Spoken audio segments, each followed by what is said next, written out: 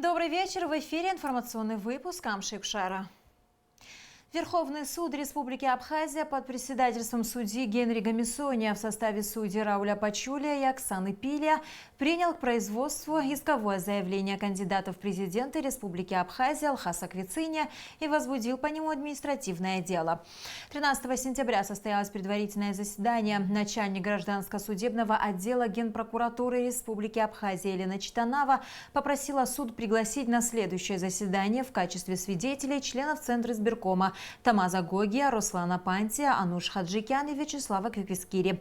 Суд удовлетворил это ходатайство. Верховный суд Абхазии определил дату заседания по иску бывшего кандидата в президенты Алхаса Квициния о признании незаконности решения Центральной избирательной комиссии итогов президентских выборов. Рассмотрение иска состоится во вторник, 17 сентября в 11 часов. Согласно статье 18 Закона о выборах президента, Верховный суд должен принять решение не позднее, чем в 10-дневный срок со дня подачи жалобы. Напомним, что 8 сентября завершились выборы президента Республики Абхазия. На следующий день Центр избиркома объявил имя избранного президента. Им стал действующий глава государства Рауль Хаджимба. Однако оппонент Хаджимба Алхас Квициния заявил, что не признает итоги выборов и считает, что необходимо провести повторные выборы. Сложившуюся ситуацию нашему телеканалу прокомментировал руководитель администрации президента Абхазии Беслан Барцыц. Интервью смотрите после выпуска Амшипшара.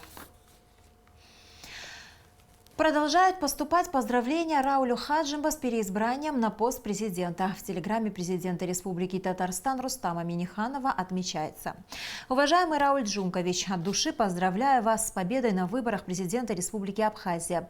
Прошедший непростой избирательный процесс и результаты выборов свидетельствуют о том, что вам предстоит большая работа по дальнейшему сплочению абхазского общества и вместе с тем позволяют рассчитывать на поддержку граждан страны, оценивших вашу предыдущую деятельность на высоком государственном посту. Желаю вам дальнейшей вдохновленной, активной, плодотворной работы на благо родной Абхазии и народа республики, энергии и вдохновения для реализации всех полезных начинаний. Заместитель главы администрации Краснодарского края, атаман Кубанского казачьего войска генерал Николай Далуда. Примите поздравления с избранием вас президентом Республики Абхазия. Ваша плодотворная деятельность как мудрого политика, умеющего принимать верные решения и брать на себя ответственность за развитие Абхазии, вызывает огромное уважение. От всей души желаем вам успехов во всех начинаниях, крепкого здоровья и кавказского долголетия. Президенту также направили поздравления Союз абхазских добровольцев Карачаево-Черкесии, депутат Государственной Думы Российской Федерации Александр Ющенко, ряд других государственных и политических деятелей Российской Федерации, Кабардино-Балкарская региональная общественная организация «Ветераны Отечественной войны народа Абхазии 1992-1993 годов, Союз абхазских добровольцев Республики Адыгея. К другим новостям. В последние дни в столице участились перебои с подачей питьевой воды. О том, почему в Сухуми часто отключали воду, расскажет Алика Трапш. 12 сентября в Сухуми жители нового района, старого поселка, а также районов Колоса и верхней части Виема и Турбазы остались без подачи питьевой воды.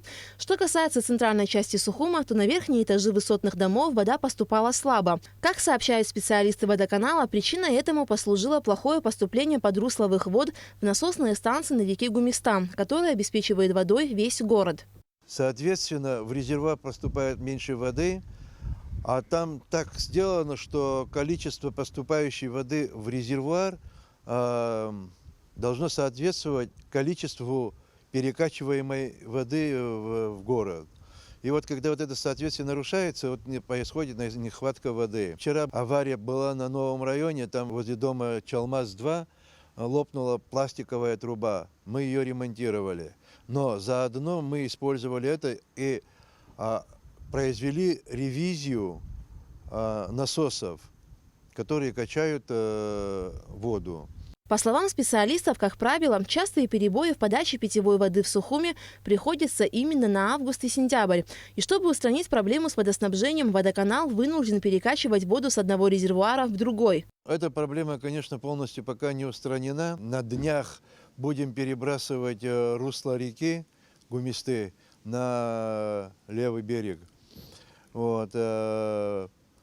Ну, Водоканал приносит свои, конечно, извинения за неудобства. Стараемся отрегулировать поток воды в город таким образом, чтобы части города не страдали. То, что мы регулируем, ее просто мало.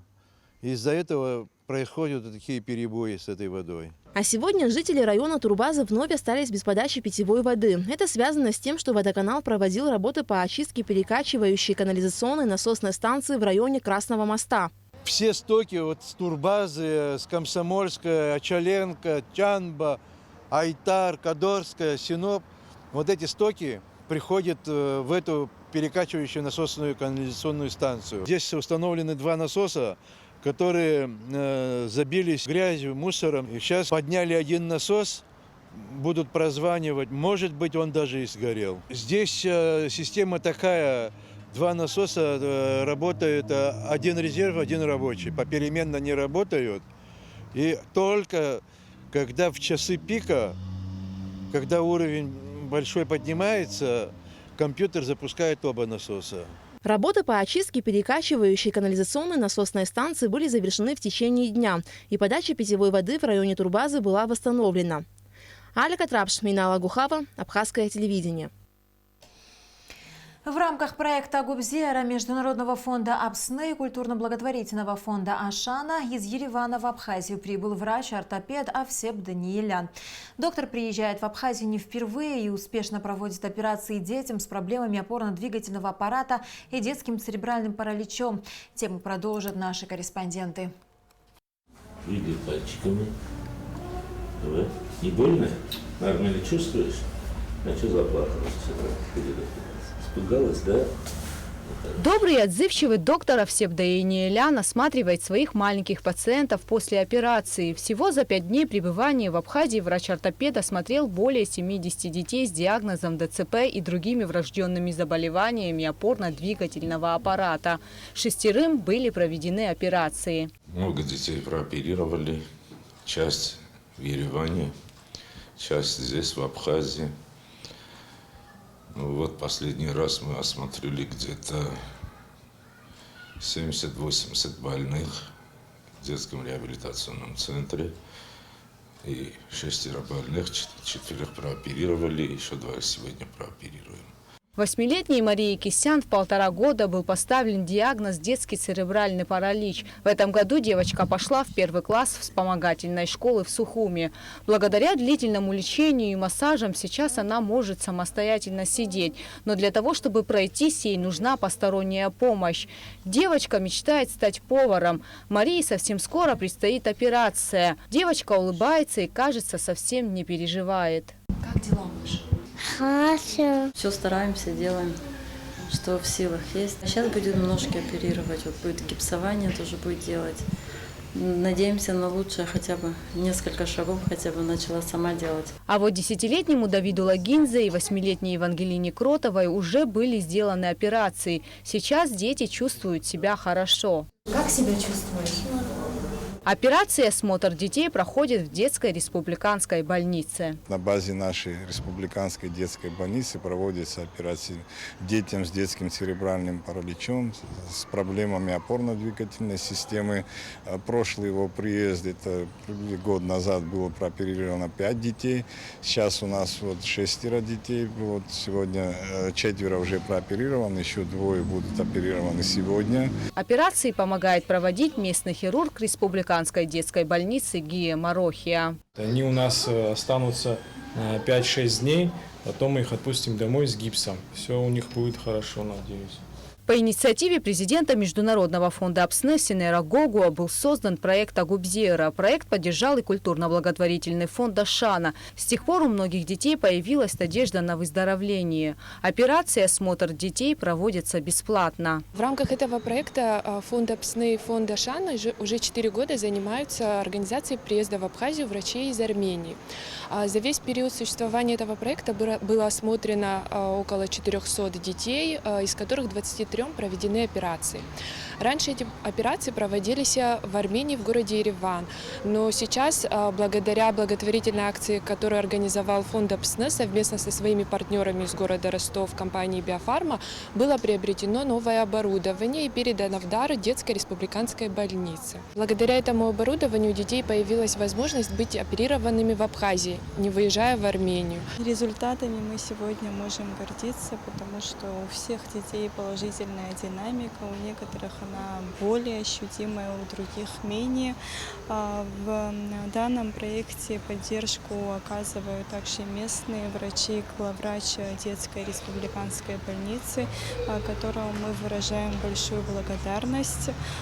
Также мы выражаем благодарность самому доктору Овсепу Даниляну, который, несмотря на свою занятость, он находит время и приезжает в год 1-2 раза в Абхазию, чтобы оказать помощь деткам, которые в этом остро нуждаются. Организаторы проекта выразили надежду на дальнейшее сотрудничество с доктором Овсепом Даниляном, ведь еще так много детей нуждаются в его помощи. Гугу Савардания, Степан Мартиросян, Абхазское телевидение. Действующий чемпион по шахматам Тристан Кварацхелия занял 3-е место на международном шахматном фестивале «Шахматное лето». Ежегодно фестиваль проходит в городе Санкт-Петербург и собирает за шахматной доской сотни профессионалов и любителей. Участие спортсменов в фестивале стало возможным благодаря финансовой поддержке мобильного оператора «Аквафон». Подробнее в материале наших корреспондентов. Тристану Кварацхелия, действующему чемпиону Абхазии по шахматам, всего 12 лет. Занимается Тристан этим видом спорта с 6 лет. Как-то Тристан с мамой проходили мимо шахматного клуба. Внимание мальчика привлекли красивые шахматные фигуры. С тех пор Тристан занимается этим видом спорта и принимает участие в различных конкурсах и фестивалях. В рамках фестиваля «Петербургское лето» состоялось 7 турниров, в том числе и этап детского Кубка России, собравший несколько сотен спортсменов в возрасте от 9 до 15 лет. На этом турнире Тристан занял 3-е место. 9 игр было, как во всех турнирах. Я 6 из них выиграл, 3 проиграл. Я играл с мальчиком, у кого первый стартовый номер в этом турнире был. Сейчас мы будем с тренером заниматься, готовиться к следующим турнирам. По словам тренера Атара Хурхумау, Тристан очень внимательный и трудолюбивый ученик. О Тристане можно сказать, что он очень осторожный игрок. То есть очень осторожный игрок, но в то же время он не лишен каких-то определенных атакующих действий. То есть где можно атаковать, он это делает, хорошо считает, то есть хорошо просчитывает варианты. В то же время осторожен, то есть не лезет на рожон просто так. Участие юного спортсмена в фестивале стало возможным благодаря финансовой поддержке компании «Аквафон», выделившей для молодого шахматиста 80 тысяч рублей. Поддержка молодых начинающих спортсменов является важной составляющей политики компании «Аквафон». Первый мобильный оператор всегда пытается стать рядом с начинающими спортсменами и оказать им помощь. Именно мы верим в то, что, поддерживая молодых начинающих спортсменов, мы пытаемся мотивировать молодое поколение Абхазии. И Тристан, он большой молодец, он показал отличные результаты на международном турнире в Санкт-Петербурге. И мы, конечно же, хотели бы его поздравить и пожелать ему дальнейших успехов и достижения новых высот. А организационную поддержку оказала Ассоциация некоммерческих организаций Абхазии. Я от имени Ассоциации некоммерческих организаций Абхазии хочу поблагодарить наших партнеров. Это сотовая компания «Аквафон» и его руководство, благодаря которым поездка юного шахматиста из Абхазии была организована. Мы надеемся на дальнейшее сотрудничество и партнерство, и такие молодые юные таланты будут представлять нашу республику в международных конкурсах. Результат Тристана Кварацхелия позволяет с уверенностью говорить о том, что абхазский шахматист достойно представил свою родину. А бронзовая медаль, завоеванная в ходе многочасовых партий, подтверждение того, что поддержка, оказываемая начинающим спортсменам, не напрасна. Гугу Савардания, Роберт Ломия, Абхазское телевидение. В мультимедийном пресс-центре «Спутник Абхазия» состоялась пресс-конференция, посвященная запуску семинаров в рамках проекта «Академия новых лидеров», который был реализован в 2018 году. Семинары проводит представительство Россотрудничества в Республике Абхазия совместно с Домом Москвы в Сухуме. Подробности в репортаже. Данный проект был разработан в рамках деятельности школы молодого лидера. Это образовательно-просветительская интеграционная досуговая площадка. Основная цель проекта – расширение связи между молодежью Абхазии и России. За время работы проекта самые активные участники сумели реализовать свои задумки, а также побывали в городах России и приняли участие в различных форумах. Проект «Школа лидеров» уникален не только для Абхазии, но и вообще в контексте, скажем так, пространства СНГ, поскольку совмещает в себе и образовательный элемент, элемент коммуникативный, элемент, связанный с самосовершенствованием личностным, ну и элемент, связанный с будущей карьерой участника этой школы.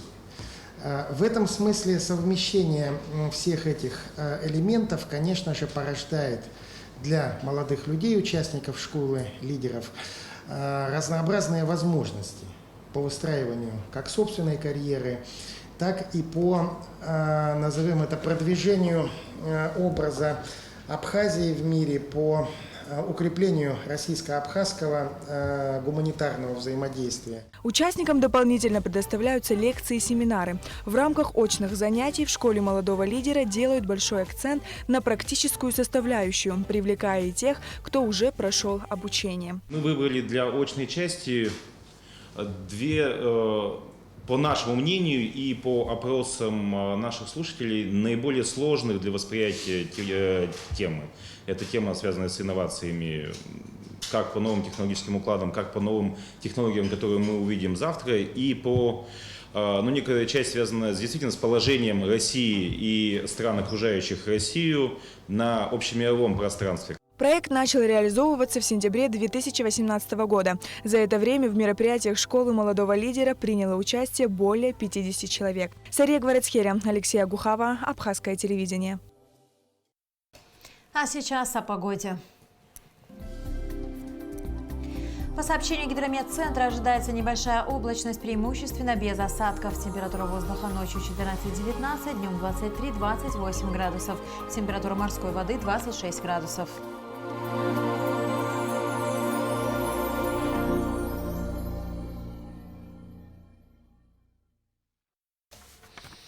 На этом наш выпуск завершен. До скорых встреч в эфире.